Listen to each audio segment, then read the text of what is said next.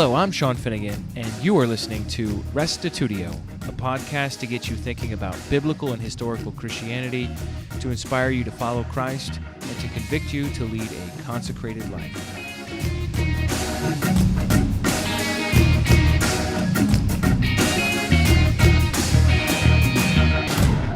How are you at handling conflict?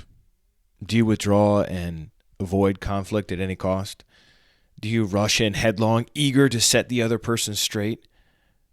Are you a compromiser who looks at everything like a contract where both parties inevitably have to make trade-offs to get some advantage? As with so many really important aspects of life, we rarely receive any instruction on how to confront one another or deal with conflict in a constructive manner. I don't know about you, but I never took a class in that in school, and it wasn't something that we talked about a lot growing up. I think what we typically do is just absorb the examples that are around us, whether positive or negative, and hope that that one-size-fits-all way of dealing with people works out in our professional relationships, in our personal relationships, in our marriages, with our kids, with our parents. And sadly, a lot of times that doesn't end up being the case. In this episode, Dr. Jerry Wierwille reviews David Augsburger's book, Caring Enough to Confront.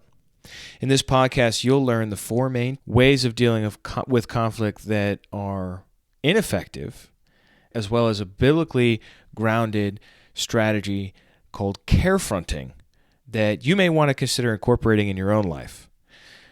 Honestly, I was surprised at how little I knew about this subject and how poorly I measured up when I got honest and considered my own recent conflicts that I've had with people in my life.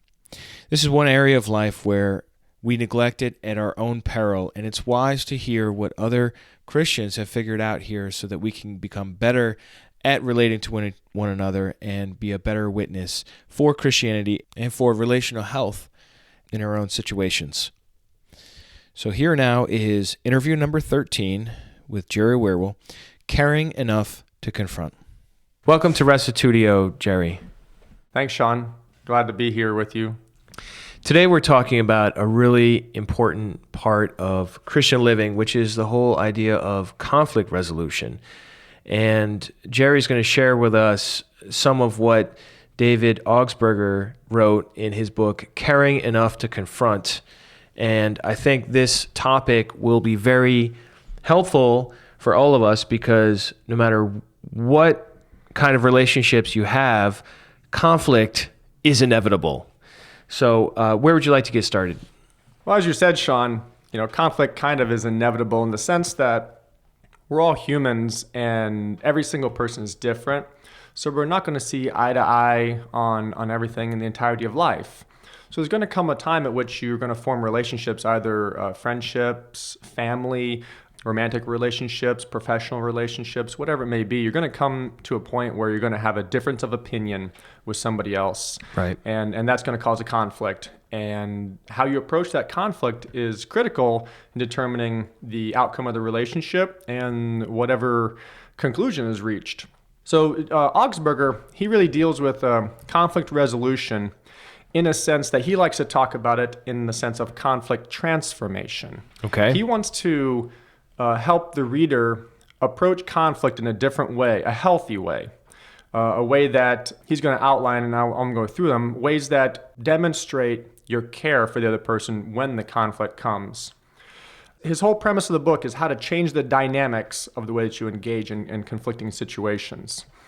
And he has this book, Caring Enough to Confront, and he kind of coins this new term in the book called carefronting. Okay. And what... Yeah, it's interesting. What he considers as carefronting is about offering a genuine caring that lifts and supports and encourages the other person in conflict. What he says about carefronting is that you have to be upfront with important facts that can call out new awarenesses, insights, and understanding when the conflict arises. For him, he says that carefronting is arguably the most valuable secret for reforming the way that we approach conflict. He says here in caring enough to confront. He says, to care and be clear at the same time is mature relating. To be truly for the other and to stand for what you value with the other without sacrificing either is not just to be adept at interpersonal communication, it is what it means to be an adult. And the twin abilities of 1, concern for the other, and 2, commitment to one's freely chosen goals do not need to be sacrificed, compromised, or conflicted. They can both be sought in harmony and helpful assertiveness. Most people view conflict as a problem. When a conflict arises, they're like, uh-oh, we have a disagreement. And it almost is has a very negative stigma attached to it. Definitely. But the key to think about, he says, is how can you demonstrate that you care for the other person and work through the conflict to the point where it actually becomes an advantage that you can use to form a new relationship or a new type of dynamic in your relationship? This is a very fresh way of looking at conflict. I mean, when I think of conflict, I think of that feeling I get in my stomach when it's tied in knots, or that sense of relational pain that I'm anticipating as a result of this conflict. And even the way Augsburger talks about this is very different from the way I think about it. I think it's better how he's talking about it, because the way I think of conflict is something that I have to deal with from time to time. And what he's looking at it as an opportunity. That's really fresh. Yeah, and what was really interesting is he has a list here of 5 ways to view conflict, and he wants the reader to kind of identify where they fall in viewing conflict. And the first way is that a person would view conflict as just a given of life, not like it's inevitable, but just something that is supposed to be there. Like you're just supposed to, it's a matter of fate, so to say. You can't really figure out conflict. You just have to live with it, suck it up, and just kind of like bear it with it. And in this sense, people usually tend to kind of like avoid and withdraw from conflict because there's like, what solution is there? It's just, we conflict, that's it, you know? It's almost like a quitter's attitude. Another one would be that conflict is just an inevitable issue between trying to establish what's right and what's wrong. People like this are typically conflict prone because they're concerned a lot about pressuring and forcing and kind of winning an argument. A third way is that people will view conflict as a very crushing or threatening situation.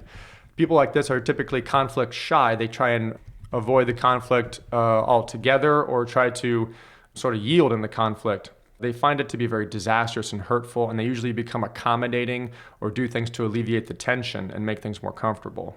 A fourth way is that they see it as like a matter of mutual difference, that conflict is just two different sides to the coin, and you need to compromise. Somebody gives a little here, you take a little there. It's like a give and take, but it's more like a contract mentality in that sense. And then the fifth way is what he's going to propose is he says that conflict is natural, neutral, and normal. And conflict should be about collaboration and caring for the other person to have a joint solution developed. Wow, that's really an interesting list. Let me just ask a couple questions so I can get it clear in my own head here. The first one you said is conflict as a given. Is that somebody who wants to avoid conflict? And how is that different from somebody who views it as crushing, threatening? Yeah, a good question. The conflict as a given is sort of that they view conflict as just part of life. They view it as sort of that people are incompatible who conflict. Okay. And so it's just something that's there. So these are the agree to disagree people. To agree and disagree, you can still have a relationship. These people are kind of like, if we conflict, let's just not work at it. Let's look at conflict as though it's just kind of like something, it's like an oil and water thing. You're not going to mix them. If you have conflict, just kind of find somebody else, so to say. Make a different relationship where the conflict doesn't exist. It's a very unrealistic type of attitude, I think, because you're never going to end up getting away from it. Like there's no way around the conflict. Yeah. I think I understand what you're saying. Let's use a concrete example to illustrate these. What if you have a married couple, a husband and a wife, and let's say they disagree about how they spend money. because financial disagreement is very common among married folks. And let's say that we're dealing with somebody in position 1 here who looks at conflict as a given, as just something that can't really be overcome.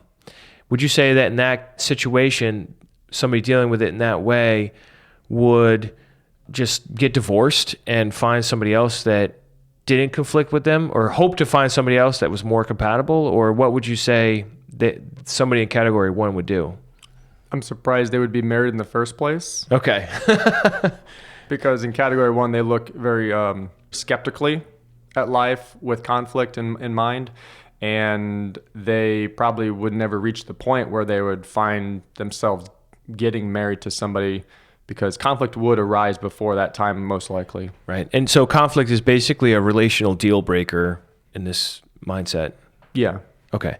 And then category 2 there is conflict's inevitable, and hey, you just got to confront people. That's part of life. These are, like you said, the people that are conflict prone.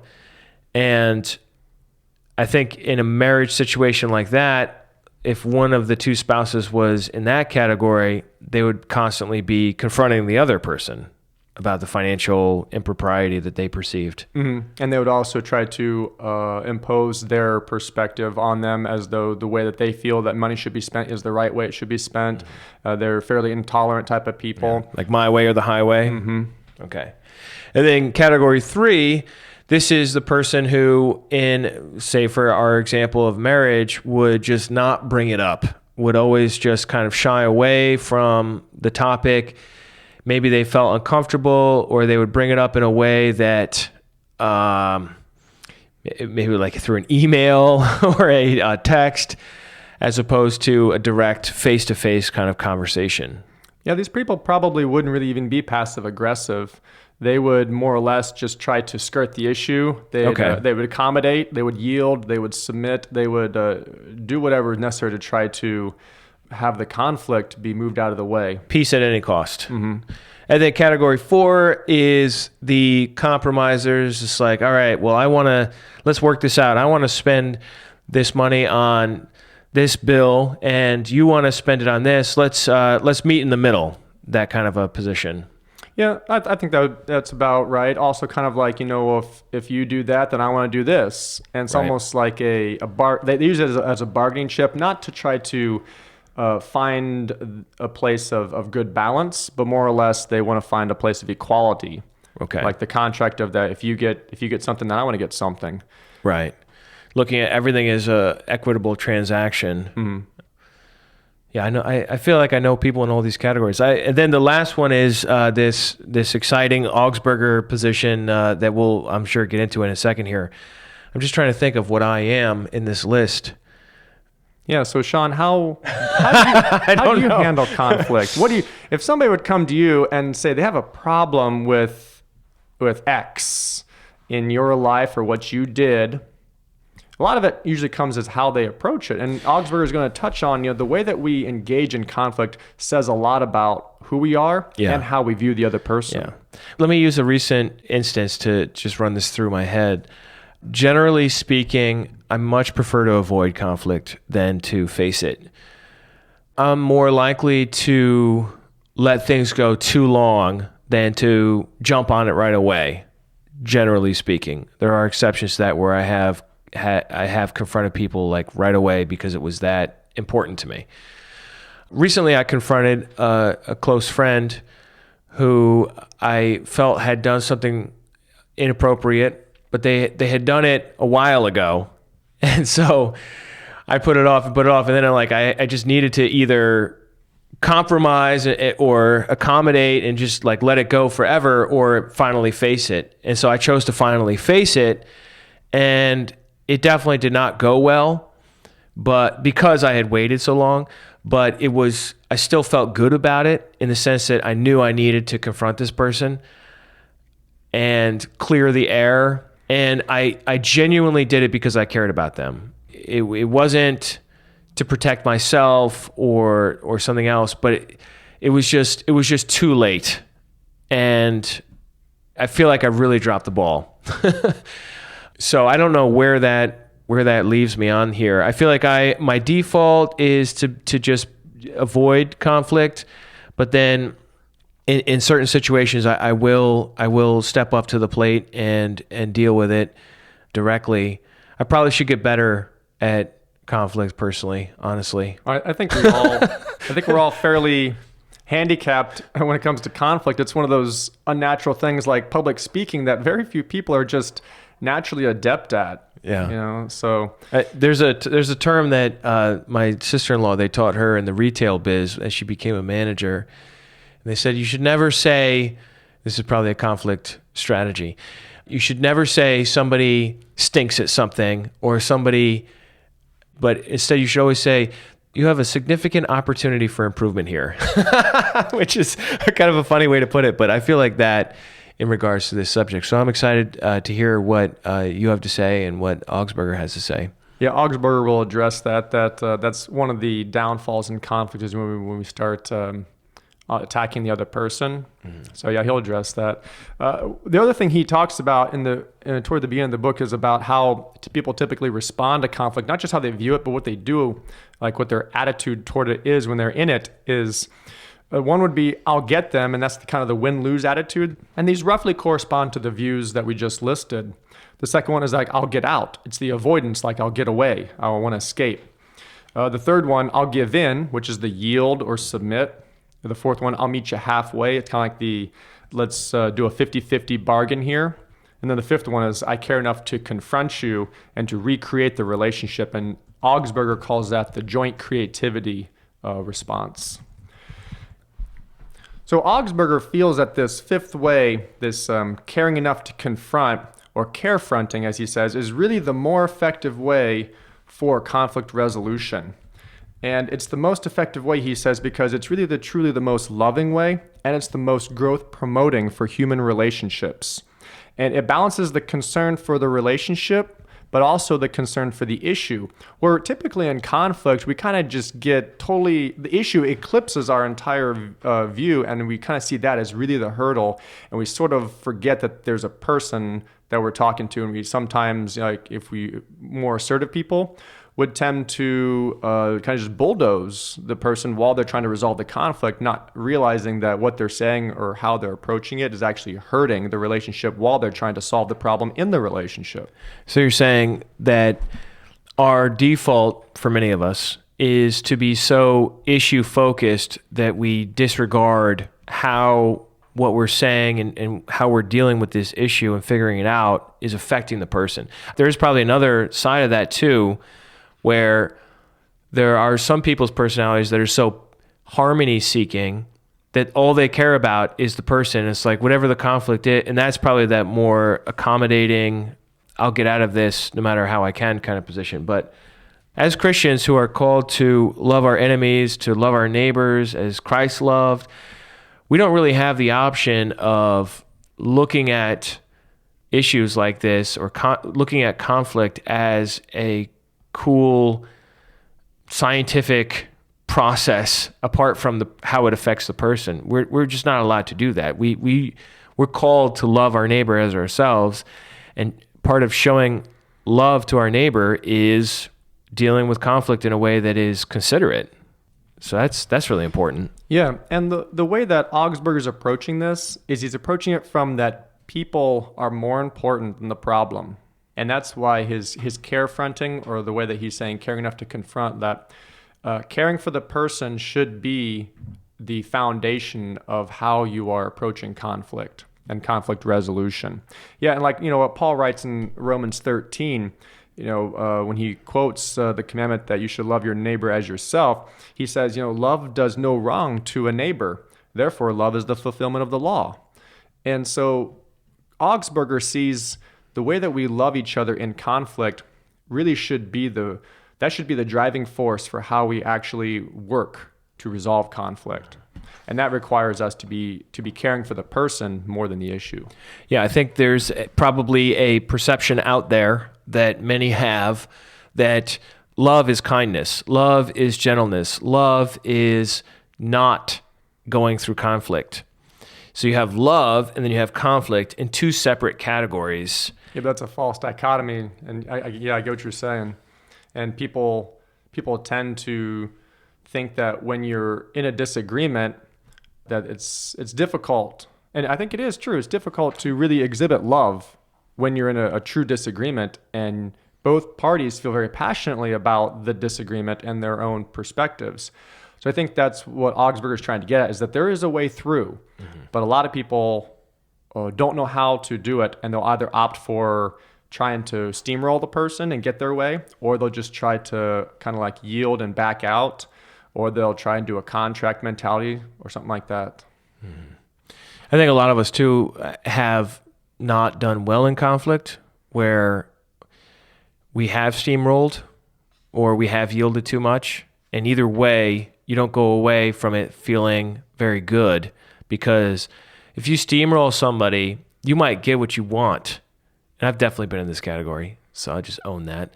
But now the relationship is strained or broken, depending on who we're talking about.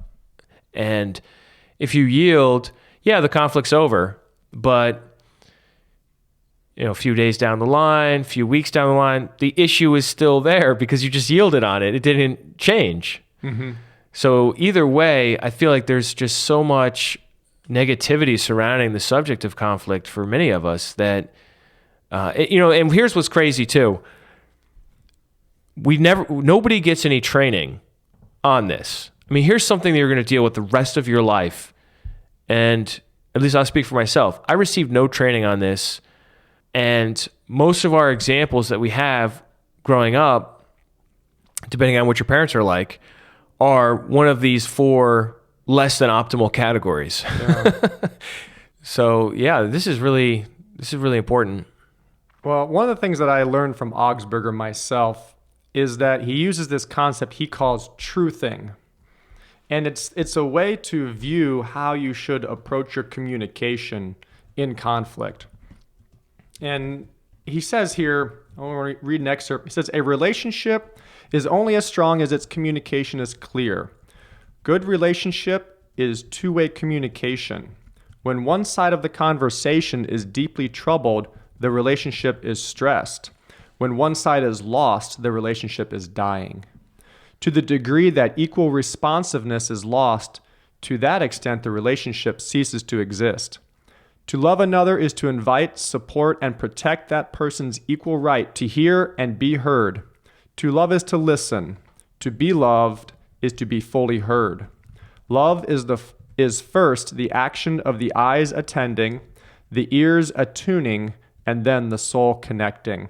And one of the things that he talks about as the basis for this carefronting in order to transform conflict is about hearing the other person and honoring the other person. His contention is that only the 5th option of carefronting as the view and the joint creativity as the response to conflict, only that approach really fulfills that criteria. In a lot of conflict, that does not happen. Oftentimes there's a person who wants to bring up the issue and then another person who is on the defensive. Okay. So if I'm bringing up an issue with somebody, I want to be heard because I'm bringing up the issue. Yeah. And I don't really want to hear what the other person has to say because they're the one that's wrong here. I'm confronting them.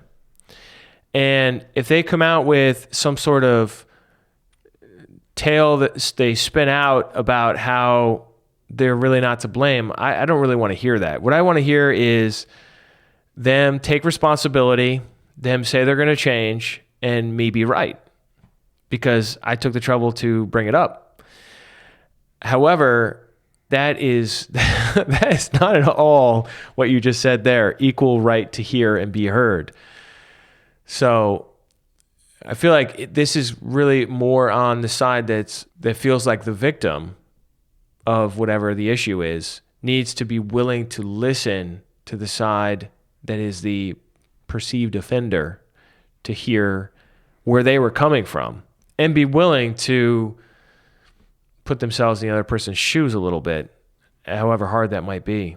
There's a whole section, a whole chapter of the book that Augsburger dedicates to the blaming and shaming game that really is disastrous and kind of like ruins conflict because it turned the attention away from the matter at hand to trying to identify fault. And that typically is almost always an ego issue. It's a matter of pride.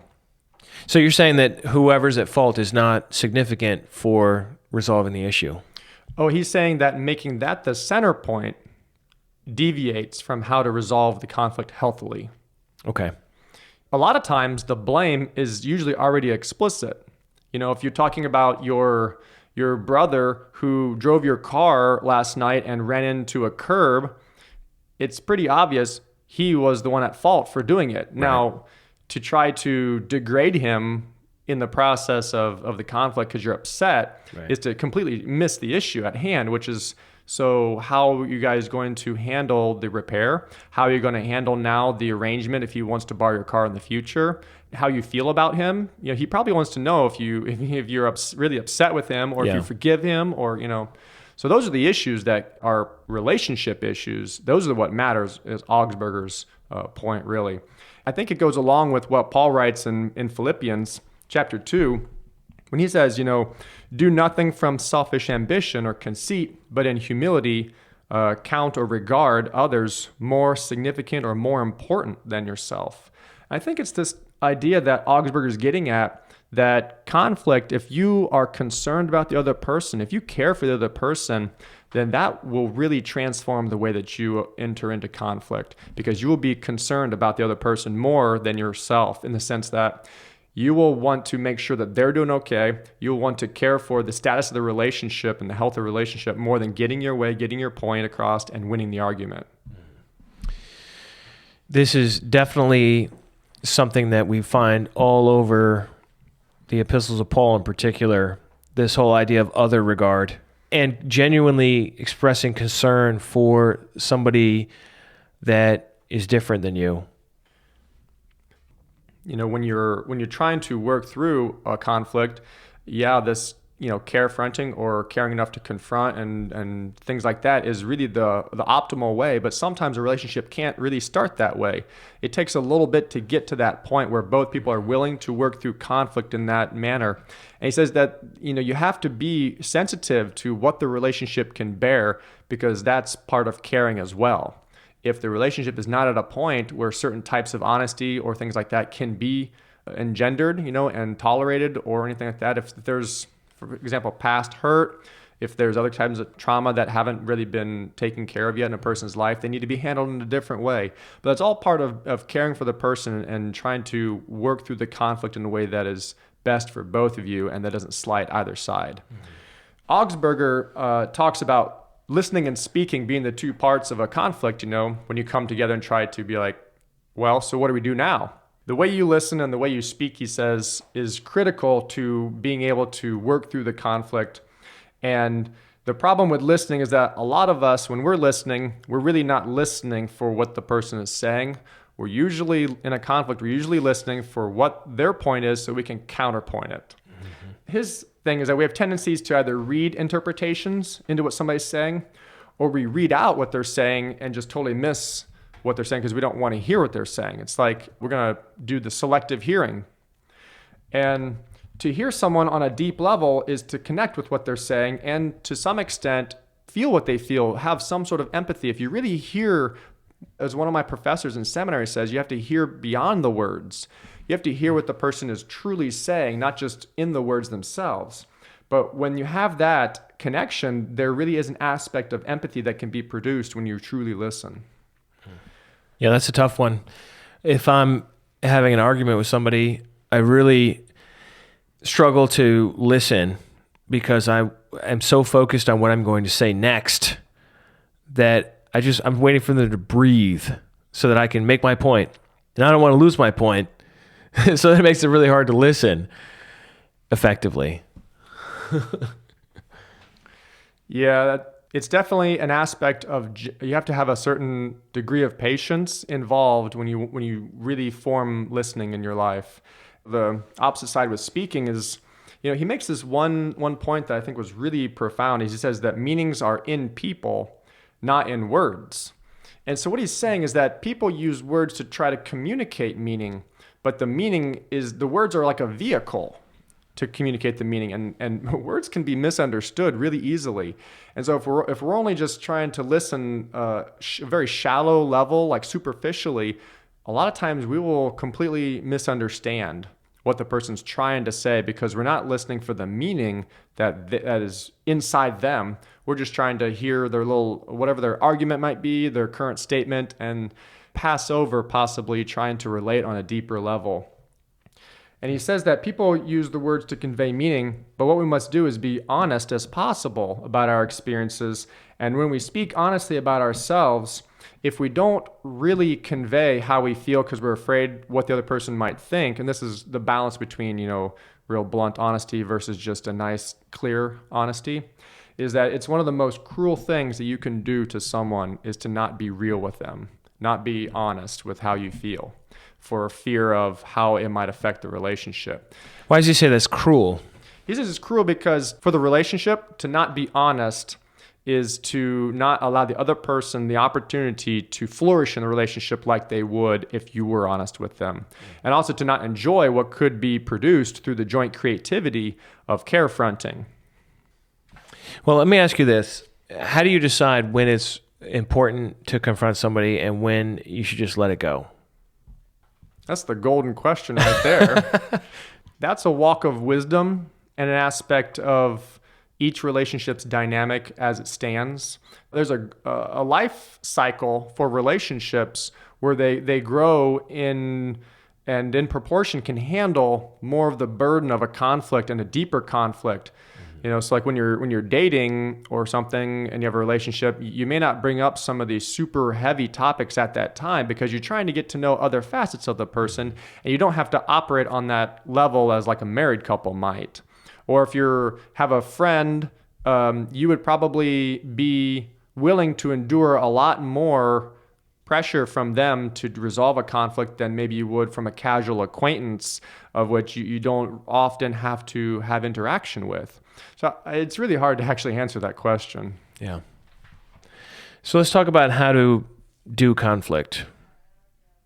What are the steps involved in that?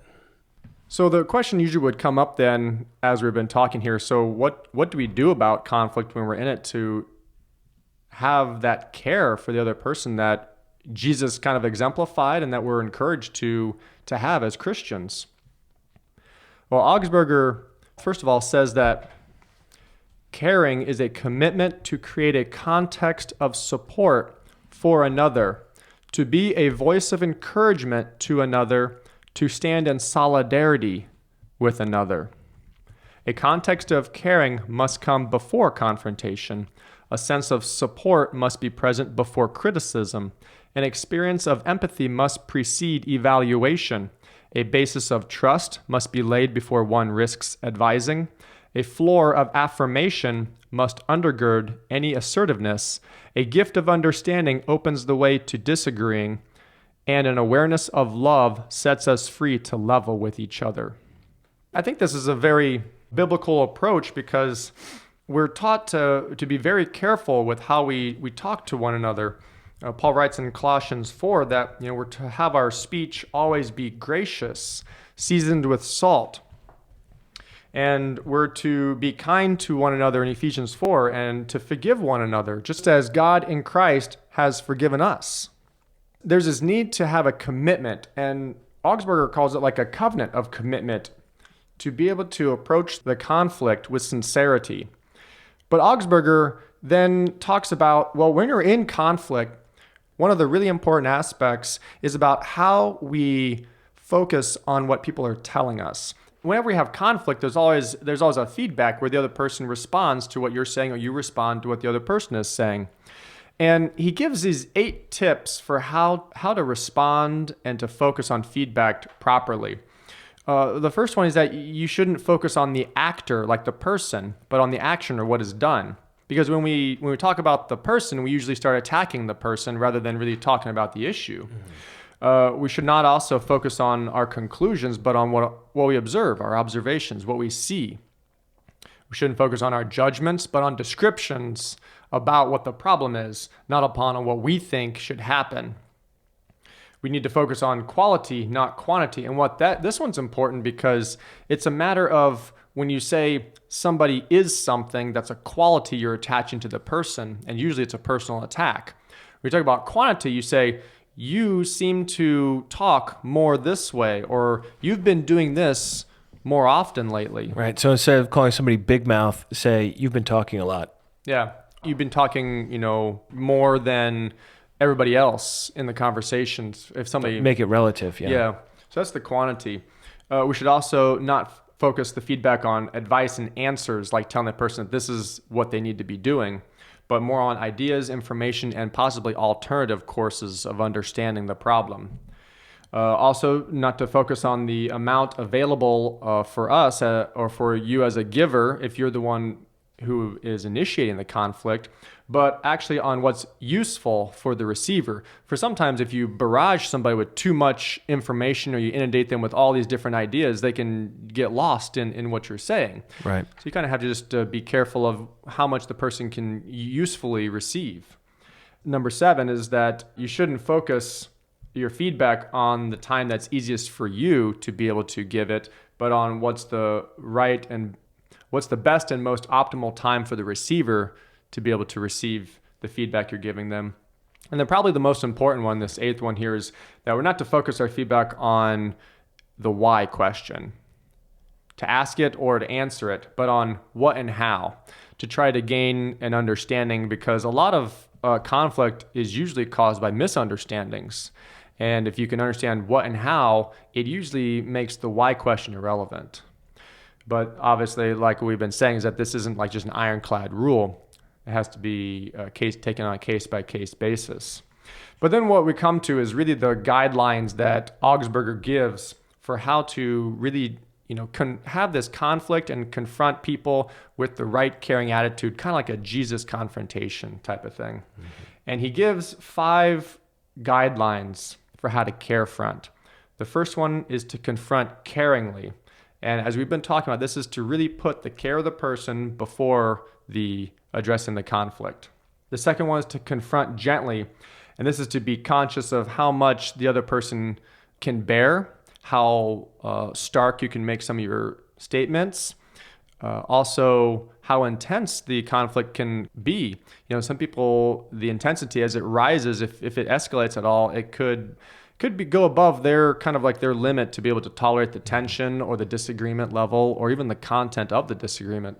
Yeah, there's actually a phenomenon in the brain that happens when the intensity gets to a certain point where the blood rushes away from the part that deals with creativity and problem solving, and you go into fight or flight mode. And I've been in situations where I'm having conflict with somebody and I find myself tripping over my words. I feel inadequate to propose any creative solutions to the problem.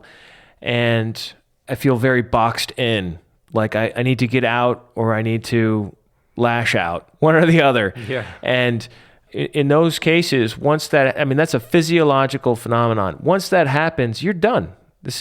I'm kind of leaning on some of what Dr. Marianne Yukonis has shared with me in her understanding of how the brain works. And basically what she says there is that you're done. You need to get out of that situation.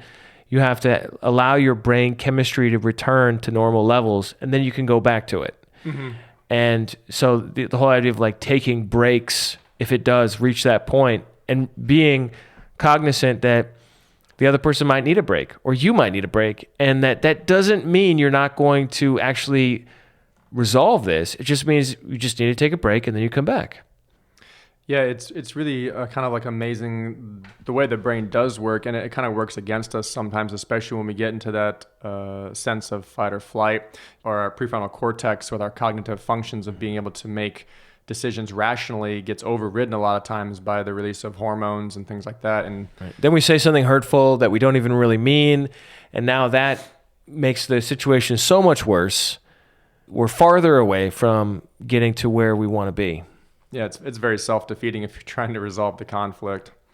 I think also the idea about confronting gently kind of falls in line with something like from the letter of James when he writes, to be quick to listen, but slow to speak and slow to anger.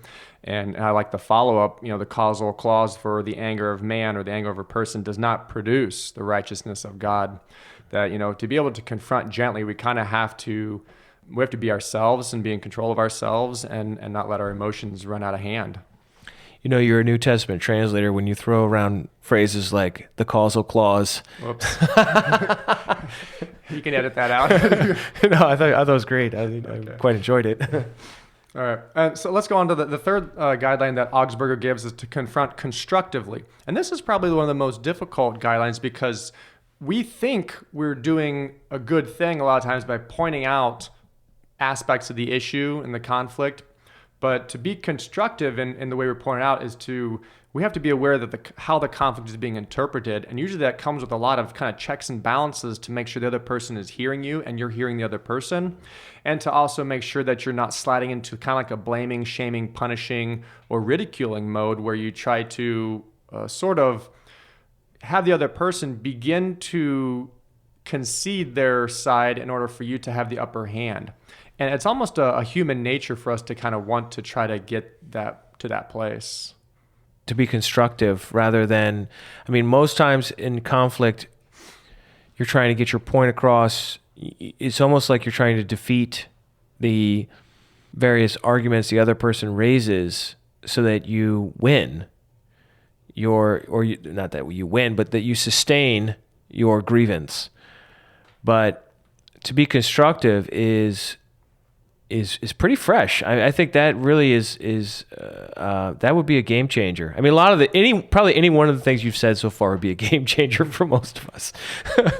To have like an angle towards like a constructive resolution, that's a very helpful mindset, I think. I really think that confronting constructively really is the heart of this carefronting, especially when you look at it from the angle that Augsburger is pointing out that when you care about the other person, you're trying to work through conflict, you want to have what he calls this joint creativity. He uses the word collaboration because he thinks compromise is a very negative connotation where he, attributes that to kind of like the contract mentality of like you get some, I get some type of thing. So he likes this collaboration, joint creativity solution. Let's move forward together. Let's find our way together. Not a win or lose or my way, your way, or I don't really care. Help me, get me out of here. So being constructive is about trying to produce something better after you're done than what you had before. Yeah. And that's how to really move relationships forward. Because when you have too much conflict in a relationship, it can really start building up barriers. People will start putting up walls and your relationship will start ceasing to grow. And you might actually start forming a separation between you two. Yeah. I was thinking there are really two issues in the conflict. One is understanding what happened. Let's say I'm fighting with my brother about messing up my car, the example you gave before, which never happened, by the way. But there are really two things. One is understanding. Okay, so let's set it up a little bit more. Let's say he borrowed my car, he messed up the wheel or something, and then he didn't pay to fix it, and he's not going to. And that's what our conflict is. And I'm saying, you broke it, so you have to fix it, right? And he's got his own perspective. He's going to say maybe, well, if you told me there was a blind spot in the car, then that wouldn't have happened. Or if you gave me better directions, then I would not have hit that curve. I don't know what his side of it would be. Or maybe I broke his car and didn't fix it. Okay, so he's got his own side. So there are really two things. One is I need to understand. I really want to understand what his point of view is, why he decided to do what he did, in this case, not fix the car. And then I want him to understand why I have a problem with that. Mm-hmm. What are the principles that I'm holding to, the ethic that I ground my outrage in. And so that's like step one. And then step two, or aspect number two, is how do we do better next time something similar happens? That's that constructive part of it, where, all right, next time he knows if he's going to borrow the car, that my understanding is if it comes back in any way in worse shape than he received it, that I'm going to have a problem with that, and I'm going to hold him accountable to that. So if I give him the car and it's got half a tank of gas, he gives it back and it's got a quarter tank of gas. I'm not saying I'm like this, but just in this scenario, right? Yeah. Then he knows that I'm going to be upset going forward. So then he can either challenge me on that and willingly go into conflict, or he can fill it up to half a tank of gas, or try to bless me and put it up to full, right? Or if he breaks it, he gets it fixed, and that sort of thing going forward. And then at least, like, if he chooses not to do that in the future, at least he knows that this is going to be an issue and that he's taking his life into his hands. No, I'm just kidding.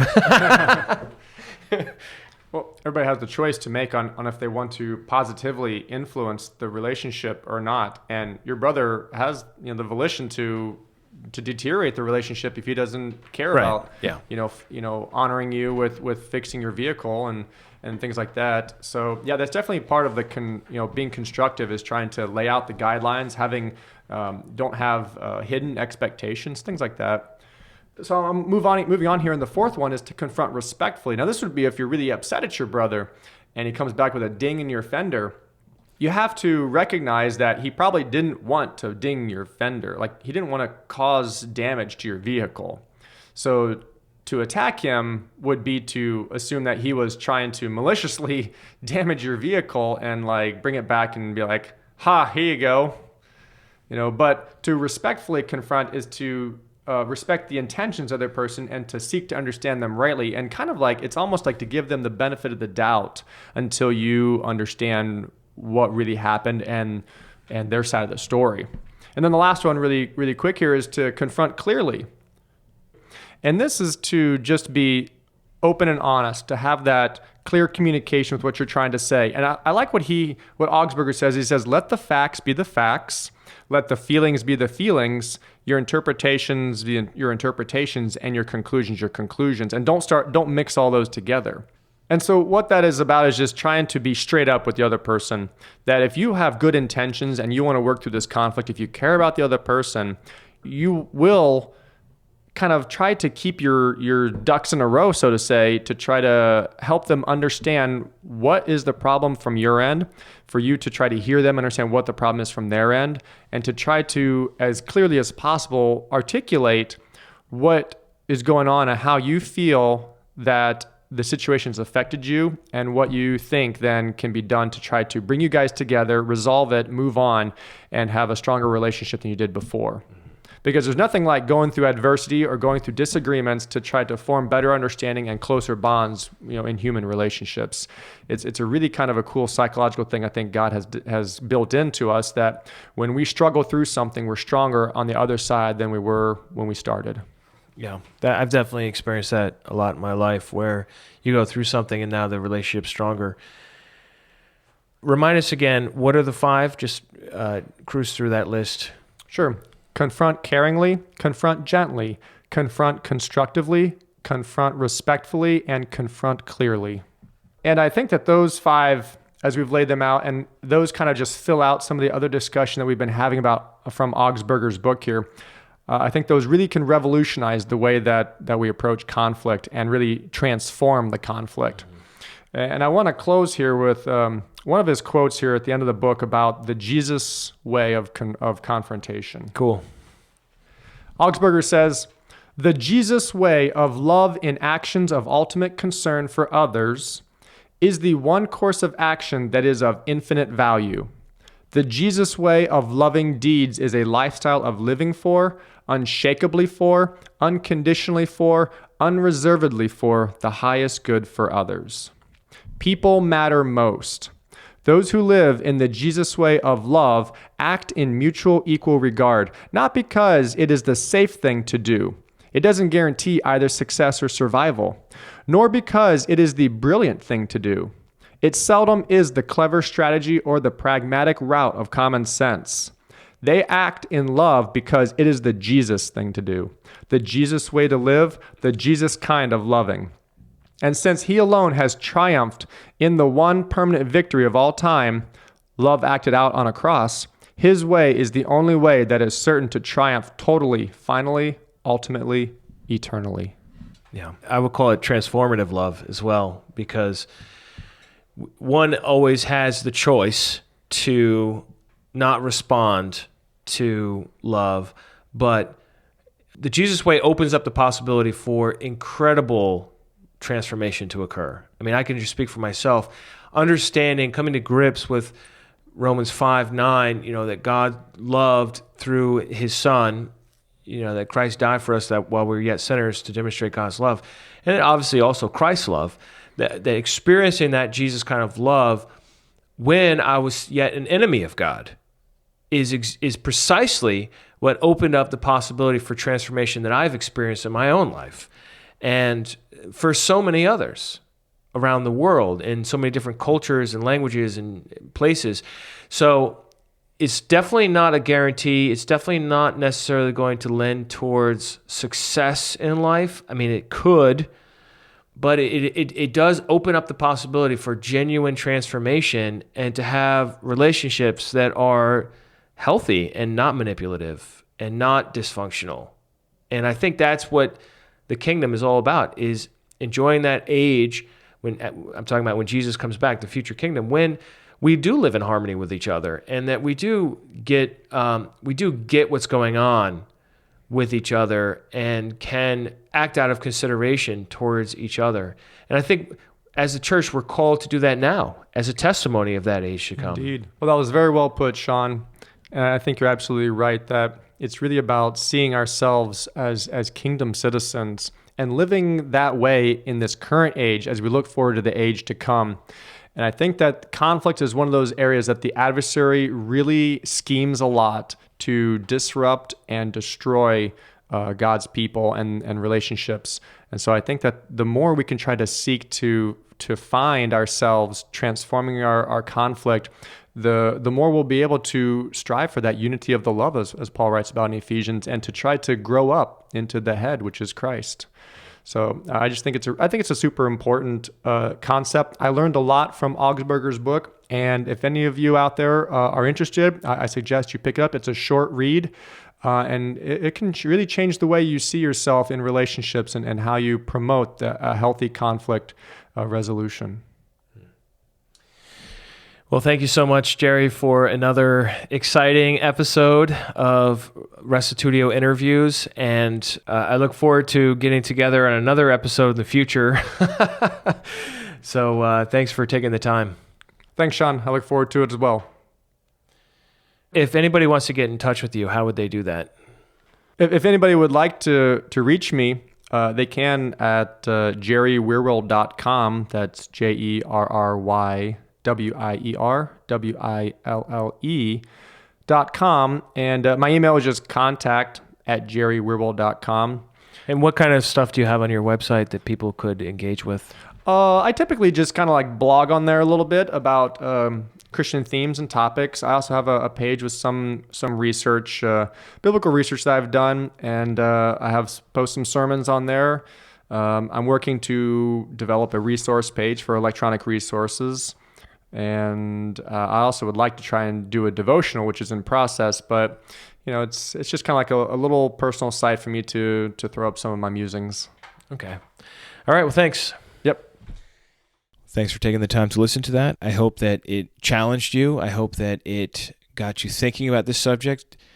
You may want to get a hold of David Augsburger's book, Caring Enough to Confront, if you want to pursue this further, or get into conversation with Jerry Wierwille on his website, jerrywierwille.com, as you just mentioned, and take a look at some of his other resources. You can also look at interview number 1 that I did with Jerry on emotionally healthy spirituality, where he reviewed another book, or interview 2, where he talked about interpreting the Bible, a subject known as hermeneutics. So you can check out those at restitutio.org. Just click on the podcast tab, and you'll be able to see an archive of all our previous shows. Thanks so much, everybody, for tuning in. And while you're on the website, jump on to our email list, and we'll send you a free ebook, and you'll be able to stay up to date with new episodes as they come out. Once again, that's restitutio.org. Thanks so much, and remember, the truth has nothing to fear.